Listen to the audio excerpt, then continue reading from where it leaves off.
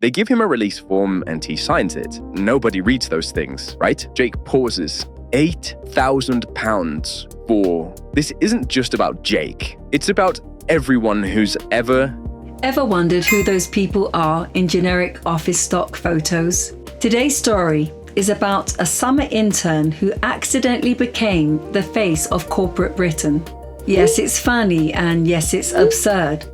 But it also raises some uncomfortable questions about consent, control, and who profits from your image.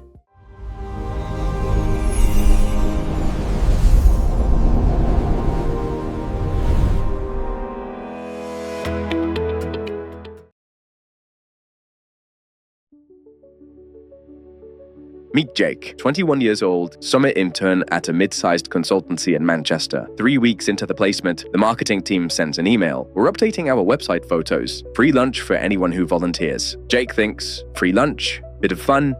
Why not? The photo shoot is professional, styled office, fake collaborative poses around a laptop, Jake pointing at a whiteboard as if he's explaining something profound. The classic, diverse team looking engaged in a meeting shot. They give him a release form and he signs it. Nobody reads those things, right? Jake finishes his internship, gets a decent reference, and moves on. Forgets the whole thing. 6 months later, he's scrolling LinkedIn and sees himself, not on the consultancy's page, on a company he's never heard of. The face of their post about building a values-driven culture. There he is, pointing at that whiteboard. Days later, he sees himself again, but a different company, then another and another. He calls the consultancy. Turns out they sold the photos to a stock image library. The photos are now licensed to anyone who pays. Jake got his free lunch. The consultancy get paid every time someone downloads his face. Jake got nothing else. Jake Googles his own image. Pages and pages of results. Tech startups, law firms, an accounting practice, a dental surgery's recruitment campaign, universities,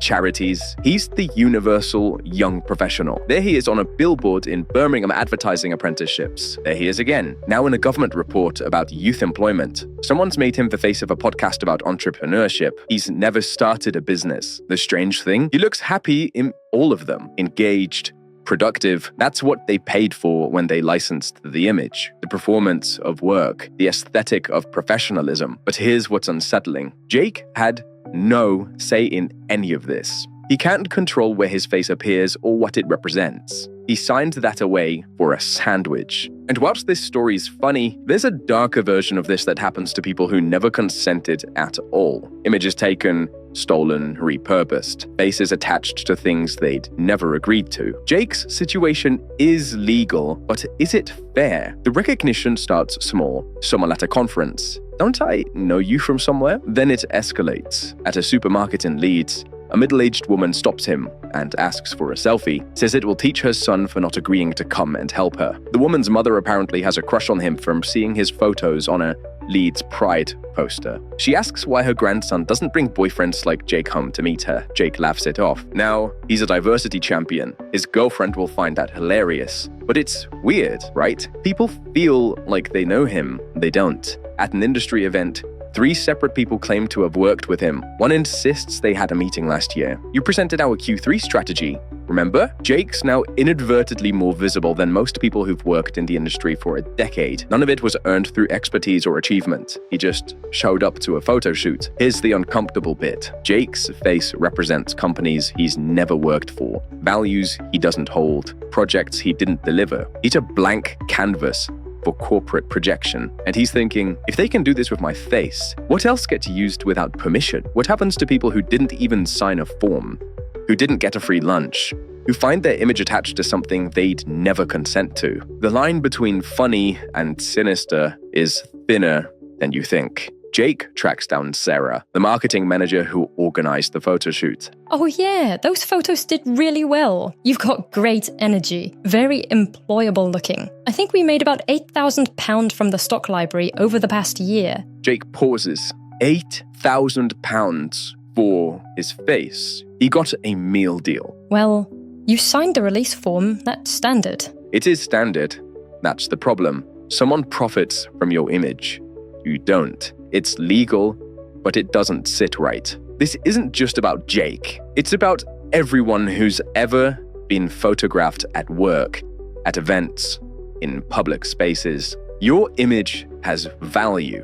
Usually someone else captures that value. And in worst cases, it's not even consensual. Images taken without permission, deepfakes, faces stolen and repurposed in ways that ruin lives. Jake's story is the light version, but it opens a door to something darker that we don't talk about enough. Who owns your image and who should? So, what does Jake do? He starts building his actual professional presence, writes about real projects, shares genuine insights, posts in his own voice, not in corporate stock photo aesthetic. The irony, far fewer people see it. Jake is everywhere and nowhere at the same time. Thousands of people have seen his face. Almost nobody knows what he actually does or thinks. He's a symbol of work, not someone doing work. That's the trap. Performance versus substance. Being seen versus being known. Jake can't take the photos back. They're out there. But he can build something real alongside them. Something he controls. Something that actually represents